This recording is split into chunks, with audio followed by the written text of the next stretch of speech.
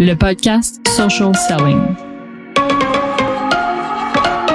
On a ouvert cette promotion avec un code promo-là à seulement les gens qui faisaient partie de la liste VIP. Puis on s'est ramassé à vendre pour 314 000 pendant ce 48 heures d'ouverture de liste VIP.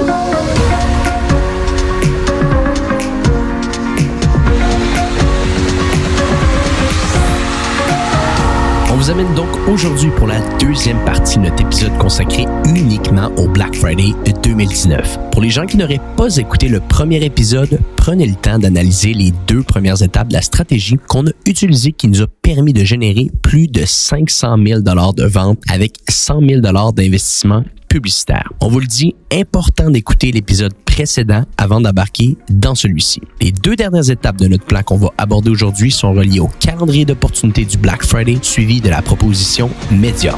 Bonne écoute.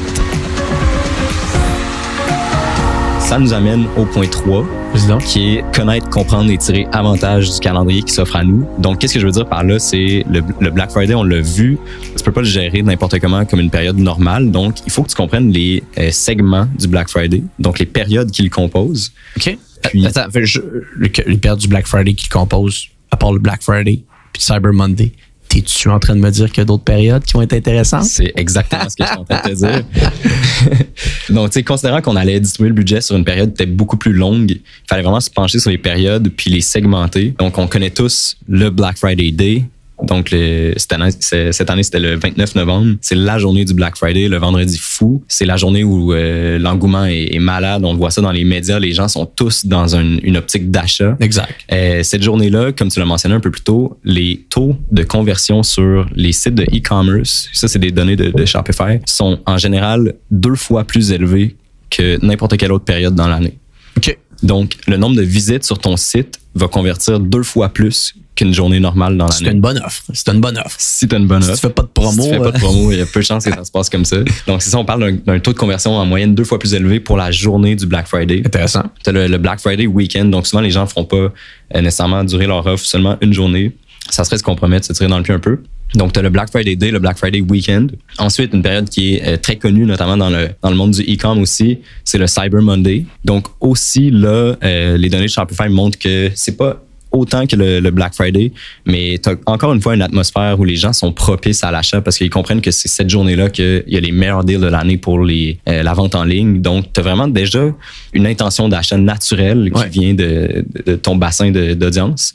Donc, le Cyber Monday. Puis, 2 autres périodes que les gens vont souvent un peu compromettre, négliger, qui se trouvent à être le Black Friday Week.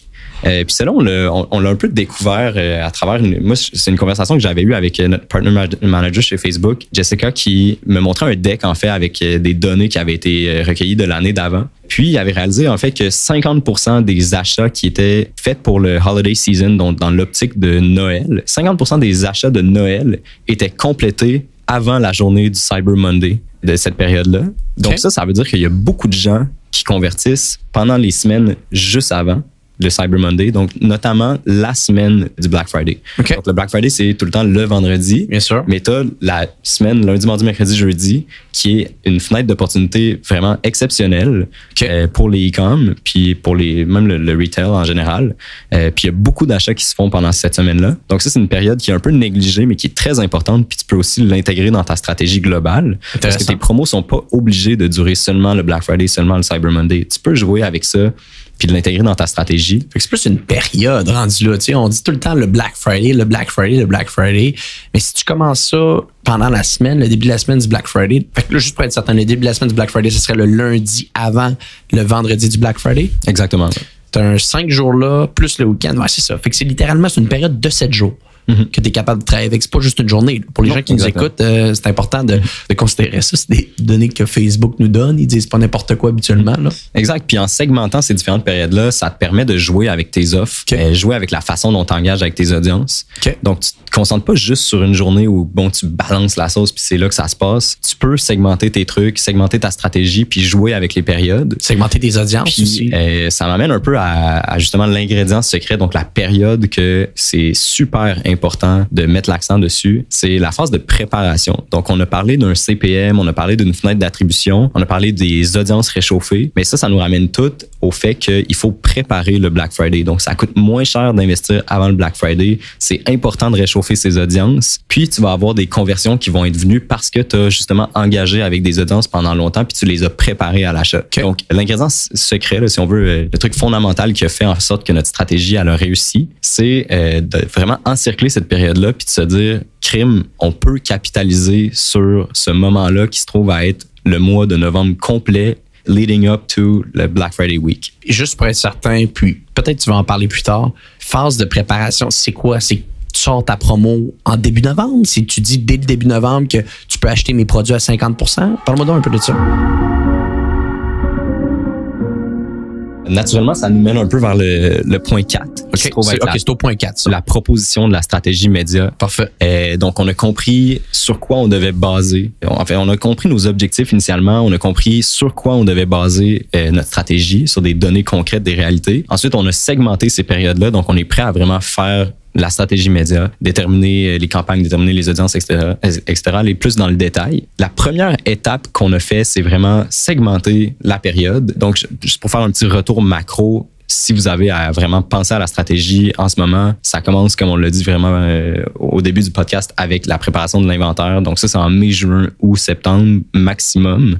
Exact. Puis même très avancé. Dans le sens, il faut que tu aies reçu toutes tes affaires en septembre. Puis tu comprennes tes réalités, comprennes tes chiffres, tu es capable de te fixer ton budget, etc. Ensuite, nous, pour aller plus dans le précis, on a segmenté le Black Friday en 2 périodes principales. Okay. Donc, la période numéro 1, qu'on a appelé un peu la création du momentum, qui se trouvait cette année à être du 1er au 26 novembre pour nous.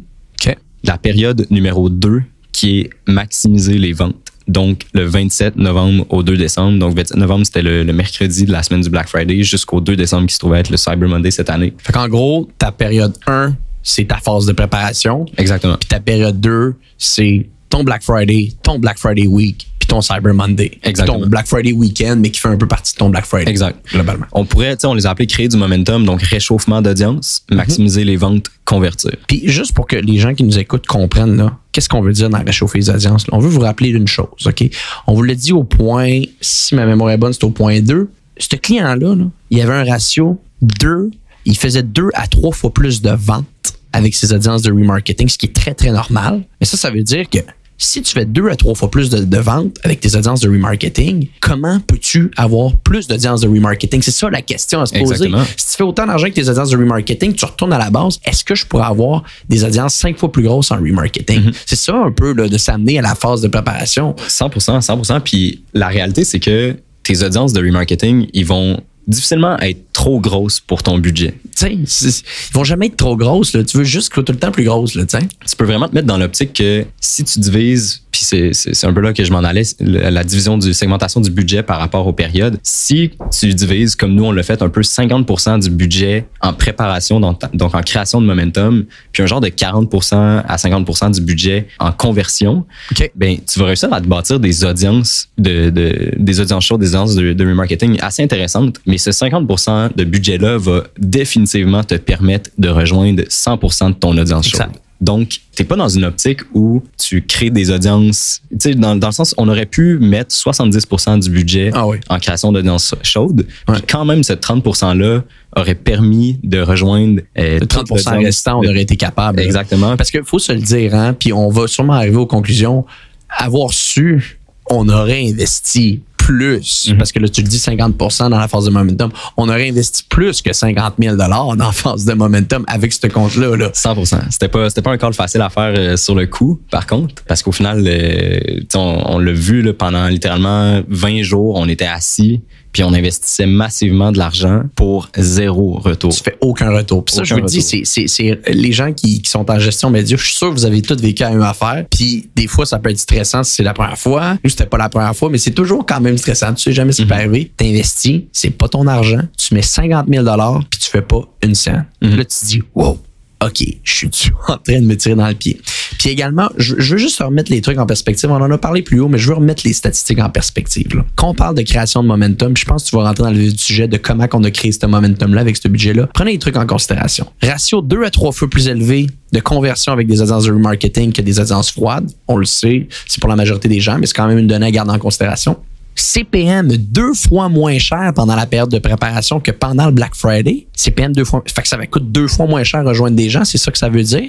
Puis l'autre chose qu'on a peut-être pas redit assez fort, mais je veux prendre le temps, la fenêtre de conversion, là, on l'a vu, les retours sur investissement, le ROAS, le Return on Ad Spend de ce client-là, la donnée qu'on vient d'avoir regardée, 3,24, c'est ça? 3,84, excusez-moi, sur une fenêtre de 28 jours, 1,25 sur une fenêtre de 24 heures. Ça veut dire que le cycle d'achat du client, de notre client, va prendre en moyenne 4 semaines. Fait que si tu lances ta pub le jeudi avant le Black Friday, ben, tu te tires dans le pied parce que, anyway, ça prend 4 semaines au client avant d'acheter son produit. Exactement. T'sais. Il faut qu'il y pense. Fait que es-tu capable de jouer avec ces données-là, de les mettre un petit peu avant puis de faire du calcul? Parce que c'est ça, là, littéralement, qu'on est en train de dire. On bâtit pas du momentum pour bâtir du momentum. On bâtit du momentum. Parce que c'est la chose logique à faire au final. Toi à l'appui, tu peux, en voyant ça, tu peux pas ne pas faire ça. 100%. Puis les résultats ont parlé d'eux-mêmes aussi à travers tout ça. Fait que excuse-moi, j'ai fait un petit dérive. Je voulais juste mettre ça clair pour les gens qui nous écoutent.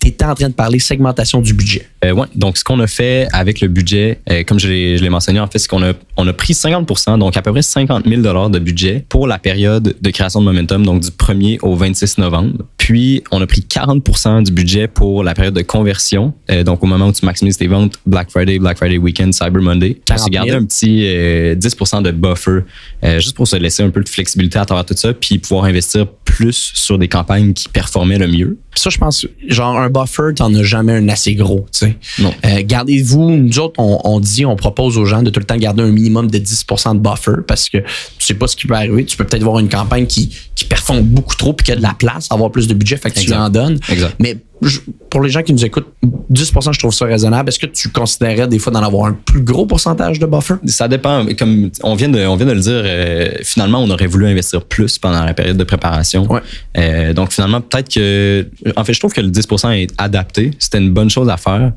Peut-être que ça pourrait être plus utile parce que de toute façon, dans une optique où tu commences à comprendre les résultats de tes campagnes, déjà de la donner en temps réel, tu peux redistribuer ton budget un peu par rapport à ça. Mais je trouve que ça a une grosse valeur d'avoir un budget qui est établi, qui est écrit par rapport à des différentes campagnes parce que ça te permet justement de rester attaché à ton plan puis de pas dévier dans une situation où c'est pas nécessairement facile de le faire. Bien sûr. Puis tu as quand même ce 10% de buffer-là qui est un peu une sécurité que je te dis, crime, finalement, si j'ai investi 50% de mon budget avant, au moins j'en ai pas investi 60% puis là, j'ai plus de buffer du tout. OK. Fait que c'est bon de quand même se garder un buffer, peu importe. Segmentation du budget, c'est quoi ton autre sous-point, on va dire, de ce point 4-là de la proposition de la stratégie média? Logiquement, après, on a parlé des différentes périodes puis que ça te permettait en fait de jouer avec tes offres puis de bâtir des campagnes qui sont reliées aux offres puis reliées aux périodes. Donc, pour aller plus en détail par rapport à la création de momentum, on s'est surtout concentré en 2 types de campagnes différentes. Donc, des campagnes de courriel, donc d'offres VIP exclusives, si on veut.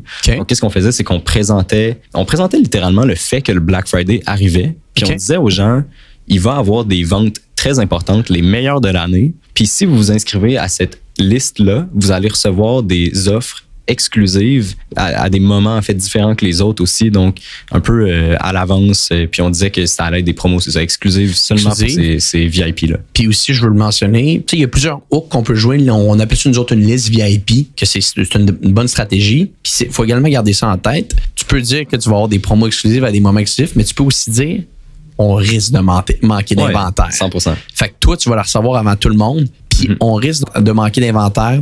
Tu veux pas avoir de cadeau de Noël à offrir à la personne. Donc, tu sais, donne-nous ton email, là. On va te le dire avant tout le monde quand les promos sortent. Exactement. Puis dans une optique où les gens, ils sont déjà dans l'intention d'achat, encore une fois, c'est une question de se mettre dans les souliers de son consommateur. Puis dans une optique où il y a des gens qui attendent le Black Friday puis qui sont déjà dans l'intention d'achat, si tu leur dis que, crime, peut-être que tu vas passer à côté de ton opportunité d'acheter le produit que tu veux au meilleur prix de l'année, mais tu as des gens qui vont vouloir vraiment se pitcher dessus. Exact. Donc, dans cette optique-là, c'est vraiment pertinent de dire que tu vas manquer de stock. Intéressant. Autre point que tu disais dans ta définition d'offre? Définition des offres, en fait, c'est ça. Fait qu'il y avait une offre qui était exclusive pour la liste VIP. Ça, c'était l'offre numéro 1, si on veut. Ouais. Puis l'offre numéro 2, c'était, bon, dans le fond, c'est vraiment l'offre globale qu'on utilisait pendant le Black Friday, qui était assez simple. C'était tous nos produits étaient 60% de rabais. Puis en réalité, pour nous, c'était assez important d'avoir une offre simple et forte qui s'applique sur toutes les collections parce que ça permettait vraiment d'avoir un magasinage sans concession, puis très simple. Les gens comprenaient rapidement. On était facilement capable de communiquer l'offre. Viens sur notre site, n'importe quoi que tu le vois, tu l'as à 60% de rabais. Fait que juste pour être certain, définition des offres, on parle d'une période de momentum, là. Tu as fait une campagne pour aller chercher des emails de liste VIP. Puis l'autre campagne, tu parlais de tes offres. C'est quoi ça? Fait que tu faisais de la pub, puis tu disais... C'était une campagne de réchauffement d'audience, comme on a dit. Puis encore une fois, on le communiquait. Donc, on disait aux gens, achetez pas maintenant. Nos meilleurs deals de l'année, ils s'en viennent dans 2 semaines. Fait que t'amenais le monde sur le site en leur disant, exact. À ce moment-là, la promo va être en ligne. Exact. Donc, c'était juste une façon de capturer l'attention du prospect, une audience froide dans ce contexte-ci. On lui disait, hey, ces produits-là, il va y avoir une offre malade dessus. Et ce que ça créait, c'était juste un genre d'engouement. C'est un phénomène. Là. Les gens, ils vont cliquer sur la pub parce qu'on dit que les soldes approchent, ils voient un produit, ils sont intéressés. Ils s'en vont sur le site, commencent même, sans le savoir, j'imagine, à magasiner. Exact. Parce qu'ils comprennent en fait que les soldes approchent. Ça les met déjà dans l'esprit. Puis aussi, pensez aussi, les gens qui nous écoutent en marketing, qui font du marketing numérique, à mon avis, ça, c'est dead and clear pour vous. Vous comprenez ça. Mais pour les gens qui écoutent le podcast, pensez aussi qui sont pas nécessairement dans le marketing en ligne, pensez aussi à vos intentions d'achat pendant le Black Friday. Vous allez acheter pendant le Black Friday, mais à mon avis, vous n'avez pas pris la décision en vous levant le vendredi 29 novembre à 8h.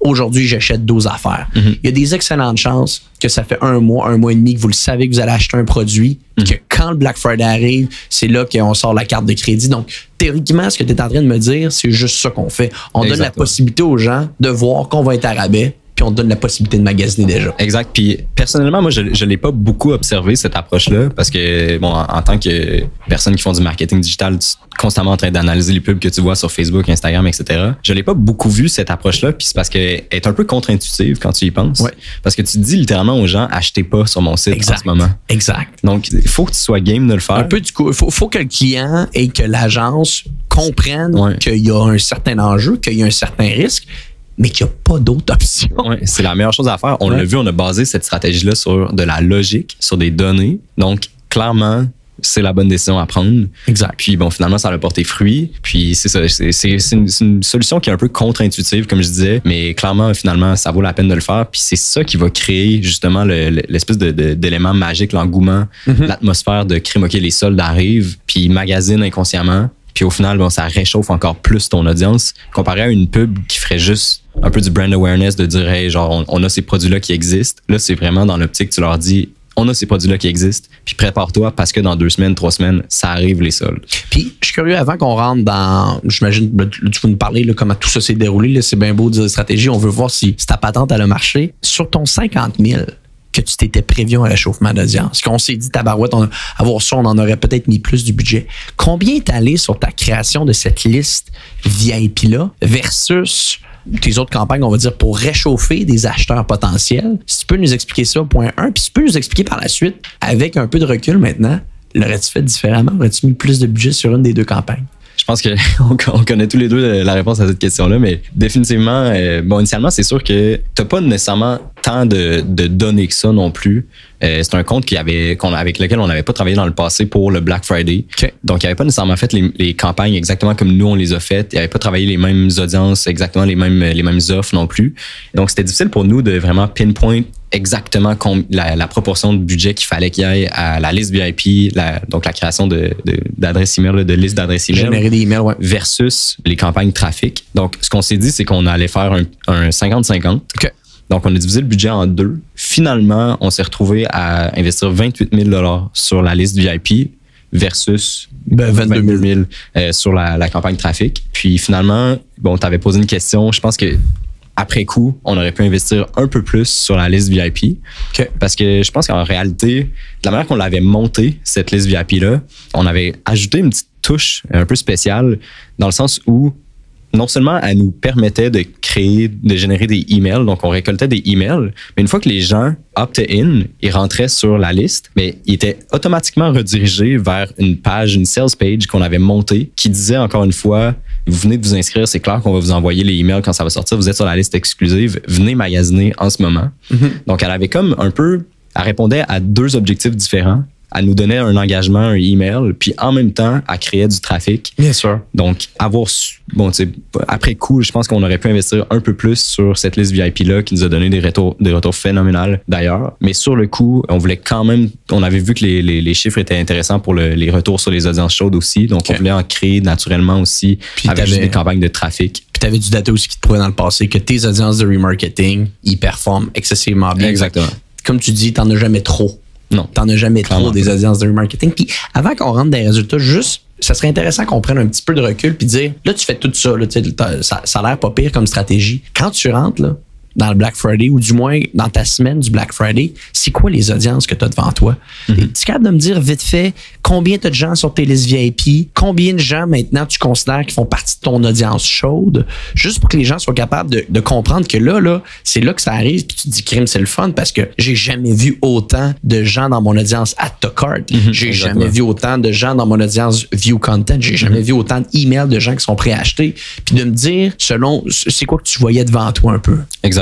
Mais la réalité, c'est que on parlait tantôt que c'était plutôt un peu que c'était difficile pour nous vraiment de vivre cette période-là, de voir qu'il n'y avait aucune conversion. Oui. Mais la réalité, c'est qu'on était quand même encouragés par d'autres métriques, dans le sens où on n'observait pas seulement les achats, puis on réalisait qu'il n'y en avait pas d'achats. Il n'y en avait juste pas. On réalisait que les view content, les coûts par clic, les coûts par view content, les coûts par add to cart étaient super intéressants, puis on voyait les audiences chaudes. Donc, tu peux les voir en temps réel grossir sur Facebook. Puis le nombre de add to cart dans les derniers 30 jours, le nombre de add to cart dans les derniers 60 jours arrêtait plus de monter. Puis on se retrouvait avec des audiences qui étaient massives, des audiences chaudes qu'on n'avait jamais vues dans le passé. Puis là, on réussissait à comprendre. Puis on faisait des calculs mathématiques aussi là, par rapport au budget, dans le sens où on réalisait qu'on commençait à avoir des audiences d'environ, dépendamment du level de réchauffement, des audiences qui étaient massives, qui allaient jusqu'à 800 000. Fait que tu avais des audiences de remarketing d'environ 800 000 personnes. Là. En view content. En view content. En view content, dépendamment de la période qu'on choisissait, en gros. Mais on était capable de faire des calculs mathématiques pour savoir combien, pendant la période du Black Friday, ça allait nous coûter pour réussir à rejoindre tout ce bassin de personnes-là 3 ou 4 fois pendant ces journées-là. Donc, c'était vraiment très encourageant. Puis aussi, tu as un ratio dans le passé qui te prouve que cette audience-là de view content, qui habituellement n'est pas 800 000, qui a converti à temps. Là. Tu le sais qu'habituellement, cette audience-là va te donner un retour de 3 ou de 4 avec cette offre-là. Là, tu dis, si je l'extrapole sur 10 fois plus élevé, dans une période où est-ce que les gens sont prêts à acheter en ligne. Je veux dire, t'es en confiance. Exactement. Même si t'as pas d'achat sur le site web. Non, tout le monde peut être en panique un peu, t'es en confiance. Fait que tu réussissais, en bâtissant ces audiences-là, en réalité, à faire 2 choses. La première, c'est que tu te retrouvais avec une audience qui allait beaucoup plus convertir. Donc, ça allait un peu annuler le fait que ça te coûte cher de les rejoindre. Donc, tu as moins des grosses audiences pendant les journées du Black Friday que si tu allais en audience froide. Puis en plus, ils convertissent plus. Puis en plus, naturellement, une fois qu'ils sont rendus sur ton site web, on l'a vu avec les données de Shopify plus tôt, là, le taux de conversion est massif pendant les journées du Black Friday. Une offre qui était super intéressante. Qui tenait la route, là. Oui, qui tenait la route, facilement communicable. Donc, littéralement, ces campagnes de trafic-là, ils ont réussi à contrer le fait que pendant la journée du Black Friday, ça coûte très cher puis tu es en compétition contre tout le monde. C'est vraiment une façon de te donner un avantage concurrentiel contre les autres marchands qui font de la pub sur Facebook en même temps que toi. Puis pour que les gens comprennent, le CPM va coûter le même prix là, pendant le Black Friday. Là. Même si tu as des audiences chaudes, il va te coûter 2 fois le prix. Sauf que les seules audiences à qui tu vas parler, c'est des audiences qui te connaissent puis qui convertissent mieux. C'est juste ça la différence qu'on dit. T'sais. Ça va pas nous coûter moins cher à cause que c'est une audience de remarketing, mais ça va avoir un plus gros retour parce qu'on le sait que l'audience est beaucoup plus engagée. Exactement. Puis, pour aller dans les chiffres aussi par rapport à la campagne de génération de emails, donc pendant la période complète, comme j'ai dit, on a investi 28 000 environ, puis on s'est ramassé avec 7 700 courriels pour un prix unitaire d'environ 3,69. Puis cette campagne-là nous a donné un retour de 4,33 directement sur Facebook, mais la réalité, c'est que Facebook n'a pas été capable de track toutes ces ventes-là. Parce que nous, on le sait, on a ouvert cette promotion avec un code promo-là à seulement les gens qui faisaient partie de la liste VIP. Puis on s'est ramassé à vendre pour 314 000 pendant ce 48 heures d'ouverture de liste VIP. Ça n'avait aucun sens. C'était très agréable à regarder. Puis juste pour que les gens soient au courant, là, pendant du 1er novembre au 26 novembre, le site web du client, zéro. Zéro. Il était peut-être même au moins à cause qu'il y avait peut-être des fois des remboursements. Exact. On se réveille le mercredi au matin. Qu'est-ce qu'on voit pas? Je pense qu'on on est arrivé au bureau à 9h. On regarde le site web. On était déjà à 9h, on était déjà à 100 000 de vente. Presque, littéralement. Puis on a fini la journée, je ne me rappelle pas combien. Là, à peu près à 200 000. 200 000 une journée. Et qu'est-ce qu'on a fait cette journée-là? On a juste envoyé 3 emails. Puis on a aussi conjugué ça avec des campagnes Facebook qui targetaient spécifiquement que les gens qui nous avaient donné les courriels aussi. Exact. Puis ces campagnes-là aussi ont donné des excellents résultats. Mais clairement, non, c'était super à voir aller. Puis c'était une réussite totale. Exact. Puis les chiffres parlent d'eux-mêmes. Fait que là, on est excités. On se dit, tabarouette, OK. 100%. 200 000, c'est ça. Je pense qu'on avait fini 200 000 de vente la première journée. Puis la date, on avait juste investi. On avait investi, on était quasiment notre 50 000 de momentum. C'est à peu près ça qu'on avait. Ouais. On avait investi pas mal 50 000. Puis là, parle-moi des autres journées là, par la suite. Le 27, c'était le mercredi, si ma mémoire est bonne. Jeudi, vendredi, samedi, dimanche, lundi, ça ressemble à quoi? Puis c'est quoi tes stratégies à partir de là? Puis tu sais, rentre dans les chiffres. C'est excitant rendu là. Mais rendu là, en fait, pendant qu'on faisait cette genre de vente VIP cachée-là, sur Facebook, on n'affichait aucun rabais. C'était pas encore le temps. Donc, c'était vraiment juste la campagne exclusive VIP. C'était ouvert aux gens qui nous avaient donné le email. Fait que sur Facebook, en fait, qu'est-ce qu'on faisait? C'est qu'on a utilisé ces dernières comme 4 journées-là juste avant le Black Friday comme vraiment le dernier moment où on buildait notre momentum à 100%. Okay. Puis, on a fait une campagne qu'on a appelée la campagne décompte. Okay. Donc, on s'est un peu switch en retargeting à ce moment-là. Puis on s'est mis à cibler nos audiences chaudes, les gens qui étaient venus sur le site web, qui avaient add to cart, qui avaient view content, puis on leur a montré un décompte. Donc, on est juste revenu les re-engage puis leur dire, hey, genre, t'as magasiné dans le dernier mois, mais là, c'est dans 72 heures. Ouais, c'est ça. Là, c'est dans 48 heures. Puis là, c'est dans 24 heures. Fait qu'en gros, t'as pris des audiences chaudes puis t'es rendues brûlantes. Exactement. En d'autres termes, c'est exactement ce qu'on a fait. Puis les chiffres aussi, là, je les ai pas devant moi en ce moment pour cette campagne-là spécifiquement, mais le ROAS spécifique pour les campagnes de momentum, là, en fait, de countdown, ont été phénoménales aussi. Puis on le voyait même la journée même. Je me rappelle, je les analysais puis je regardais à quel point il y avait du trafic puis le coût par clic était pas cher sur ces campagnes-là. Puis c'était auprès des audiences chaudes. Donc les gens, ils revenaient sur le site. Des gens qui étaient déjà venus à add to cart, des gens qui étaient déjà view content, ils revenaient sur le site une autre fois. Puis ils devaient j'imagine se préparer à acheter en fait. Puis on rentre dans les journées cruciales. Donc on l'a dit tantôt en fait là, c'était une offre qui était très simple à communiquer. La journée du Black Friday, on s'est mis 100% audience chaude. OK. Fait que là, tout ton budget publicitaire restant, ton 50 000 restant, à partir de là, va juste sur ton remarketing. Exactement, 100% remarketing. Puis la journée du Black Friday Weekend, 329 000 de vente. Okay. Avec un investissement d'environ 35 000 OK. Puis le Cyber Monday, 35 000 de vente avec un genre de petit 10-15 000 de...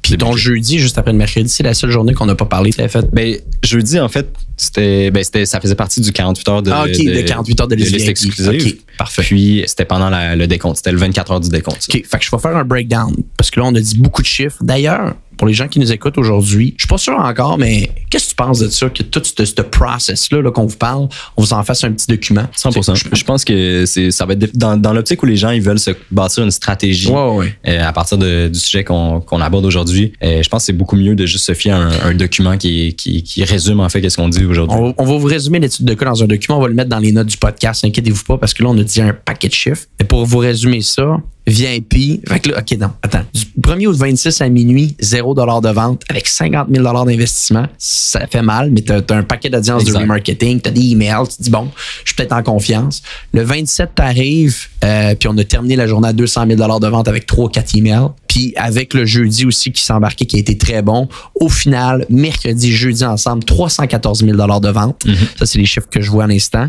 Black Friday Weekend. Puis là, c'est là qu'on commence vraiment à investir notre 50 000 restant. 329 000 $ de vente. Puis le Cyber Monday, 35 000 $ de vente. Donc, si je regarde ça, là, tu investis la majeure partie de ton budget, Nathaniel, pendant le week-end du Black Friday et le Black Friday pour un 329 000 $ de vente, mais crime, tu as fait 314 000 de vente juste avec ta liste VIP. Fait qu'en gros, c'est ça que tu me disais tantôt. Avoir su, je serais allé chercher plus d'emails.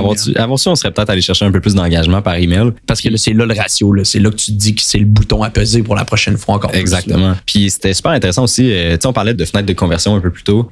Finalement, on a vu la preuve de ça dans le sens où pendant la période du 1er au 24 novembre, on voyait que le ROAS était à 0, littéralement sur Facebook. Aucun achat, ouais. Puis là, je le regarde en ce moment, du 1er au 24 novembre 2019, le ROAS est à 2,45. OK. Donc, la réalité, c'est que, puis directement, on s'en est rendu compte, le système d'attribution de Facebook venait populer les ventes petit à petit au fur et à mesure qu'ils rentraient. Puis, on est passé d'un ROAS de 0 à 2,45 finalement en l'espace de 5 jours. Donc, ça prouve à quel point c'était important d'aller investir massivement avant le Black Friday. Sinon, tu n'aurais jamais eu ces audiences-là. Puis pour les gens qui nous écoutent puis ils se disent comment ça que ton ROAS peut passer de 0 puis à 2,45, c'est que le système d'attribution, et on risque de faire un excellent épisode m'amener avec notre bon ami Andrew Twido qui va nous expliquer ce système d'attribution-là. Mais le système d'attribution de Facebook est basé sur un last touch. Donc, en gros, quand tu cliques ou que tu vois une publicité et que tu achètes 7 jours après, mais c'est pas 7 jours après que ta publicité va se faire donner une attribution de la conversion, c'est quand la personne a interagi la dernière fois. Donc, c'est pour ça. Je voulais juste faire une petite parenthèse avec ce que tu avais dit. Et